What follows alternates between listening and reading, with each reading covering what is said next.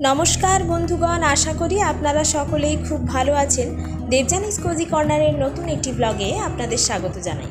कदिन बृष्टिर पर छादेर हाल एकेबारे बेहाल हये पड़े आछे, ताई छादटा परिष्कार करार जोन्नो मा चाटा खेये छादे चले एसेछे और एदिके आमिओ मायेर पेछने पेछने टुक करे चले एसे हाथ লাগিয়েছি।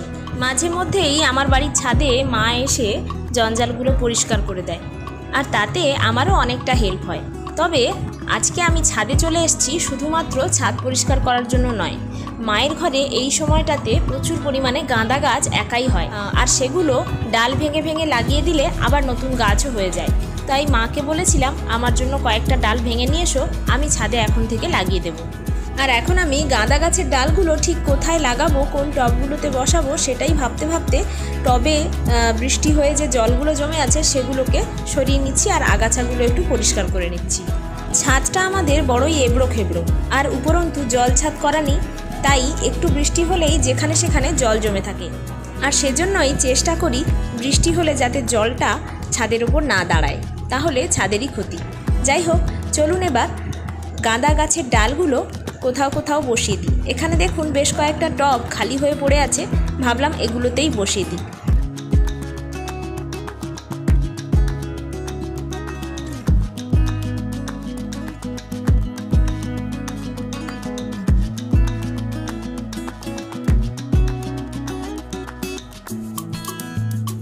তো আমাদের মোটামুটি ছাদ পরিষ্কার করা আজকের মতন এখানেই শেষ। আজকে আর এর বেশি পরিষ্কার করা যাবে না, কারণ মেঘ এখনও আছে, আবারও বৃষ্টি হতে পারে।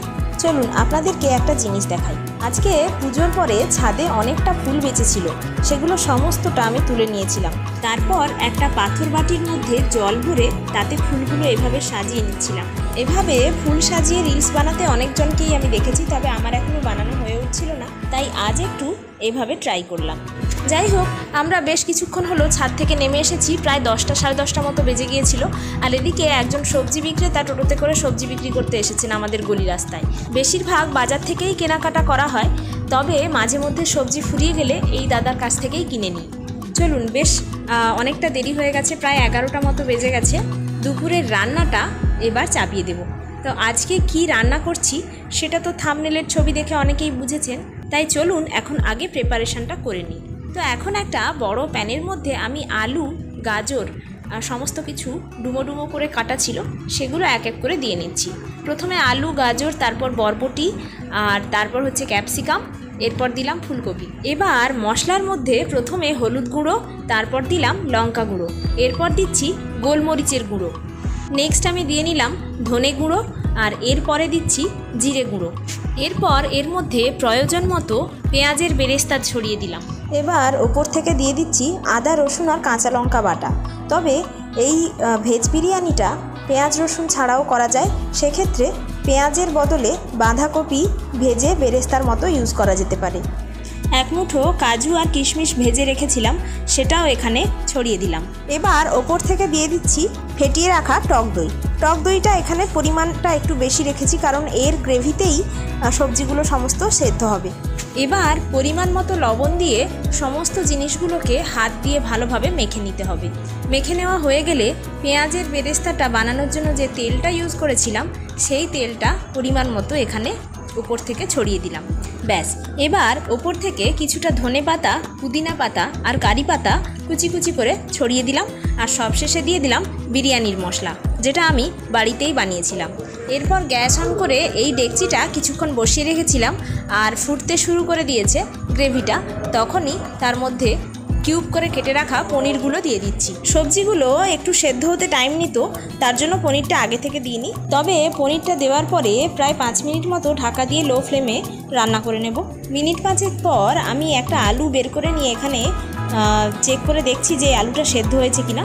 আলুটা সেদ্ধ হয়ে গেছে মানে অন্যান্য সমস্ত সবজিগুলোও সেদ্ধ হয়ে গেছে। এবার ঠিক এই পর্যায়ে ডেকচিটা সরিয়ে নিয়েছি গ্যাসের ওভেন থেকে আর একটা তাওয়া গরম করতে বসিয়ে দিয়েছি। যেহেতু আমরা ভেজ বিরিয়ানি বানাচ্ছি আর ভেজ বিরিয়ানিটা দম দিয়ে রান্না করব, তার জন্যই তাওয়াটা বসালাম। এরপর তাওয়ার ওপর ডেকচিটা দিয়ে বাসমতি চাল আগে থেকে সেদ্ধ করে রেখেছিলাম, তো ভাতটা ওপর থেকে এভাবে দিয়ে দিলাম আর একটা পরত দেওয়ার পরে মাঝখান থেকে পেঁয়াজের বেরেস্তা, বিরিয়ানির মশলা এসব একটু ছড়িয়ে নিয়ে আবারও একটা ভাতের পরত দিয়ে আবার ওপর থেকে পেঁয়াজের বেরেস্তা ছড়িয়ে নিয়েছি। এবার ওপর থেকে দিয়ে দিচ্ছি বিরিয়ানির মশলাটা।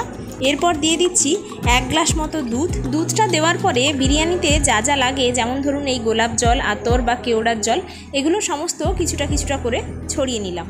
এরপর বিরিয়ানিটা যাতে একটু দেখতে সুন্দর হয় সেজন্য ওপর থেকে একটু কালারও ছড়িয়ে দিয়েছি।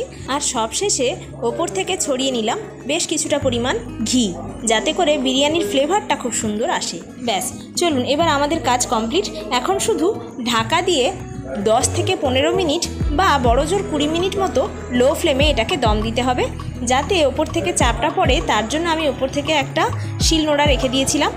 আর 15 মিনিট পরে দেখুন ঢাকাটা সরিয়ে নিচ্ছি, কি সুন্দর হয়েছে। যেমন রং হয়েছে তার তেমন গন্ধও উঠছে। এই ভিডিওটা বেশ অনেক দিন ধরে আপলোড করব বলে আর করা হচ্ছিল না। আজকে সুযোগ পেয়ে তাই আজকেই এটা আপলোড করছি। আর এখন যেহেতু বাড়ির পাশেই দুর্গাপুজো, তার জন্য আমার কথা বলার ভয়েসটাতে যে ব্যাকগ্রাউন্ড মিউজিক আসছে সেটাকে আপনারা পারলে একটু ইগনোর করুন। আপনাদের অনেকেরই মনে হতে পারে যে দুর্গাপুজো চলছে, আমি এদিকে বলছি যে নিরামিষ খাবো আর আবার বিরিয়ানিতে পেঁয়াজ দিয়ে খাচ্ছি। তাহলে আপনাদের বলে রাখি, এই ভিডিওটা কিন্তু পুজোর বেশ কিছুদিন আগের। মহালয়ার দিন থেকে শুরু করে একেবারে দশমী পর্যন্ত মাছ, মাংস, ডিম তো দূরের কথা, পেঁয়াজ রসুনও বাড়িতে খাওয়া হয় না। খাওয়া দাওয়ার শেষে চলে এসেছি। আর এখানে দেখুন একটা পার্সেল এসছে। একটা জুতো অর্ডার করেছিলাম, যেগুলো এখন প্রায় হামেশাই ছেলেমেয়েরা পরে। বৃষ্টির জন্য, জল কাদার জন্য এই জুতোটা একদম অ্যাপ্রোপ্রিয়েট। আর এখন তো প্রায়ই মাঝে মধ্যে বৃষ্টি হচ্ছে, তাই একটা নিলাম। চলুন এখন জুতোটা কেমন হয়েছে দেখি। আর দেখতে দেখতে আপনাদের সাথে কয়েকটা কথা শেয়ার করে নিই, যে কথাগুলো আমি প্রতিটা ভিডিওতেই বলে থাকি। আজকের ভিডিওটা আপনাদের ভালো লেগে থাকলে ভিডিওটাতে একটা লাইক, কমেন্ট, শেয়ার অবশ্যই করে দেবেন। আর দেবযানীস কোজি কর্নার ইউটিউব চ্যানেলটিকে সাবস্ক্রাইব করে সাপোর্ট করবেন। আপনারা চাইলে আমাকে ফেসবুক আর ইনস্টাগ্রামেও ফলো করতে পারেন। আইডিগুলো ডেসক্রিপশন বক্সে দেওয়া রইল। আর আজকে যে জুতোটা অনলাইন থেকে রিসিভ করলাম, আমার কিন্তু সেটা বেশ ভালোই লেগেছে। চলুন তাহলে আজকের ভিডিওটা এখানেই শেষ করছি। খুব শিগগির দেখা হচ্ছে নতুন একটা ভিডিও নিয়ে। ততক্ষণ আপনারা সকলেই ভালো থাকবেন, সুস্থ থাকবেন, সাবধানে থাকবেন। প্রার্থনা করি সকলেই আনন্দ করে পুজো কাটাবেন। চলুন তাহলে আজকের মতো আসি। নতুন ভিডিওতে খুব শিগগির দেখা হচ্ছে। ধন্যবাদ।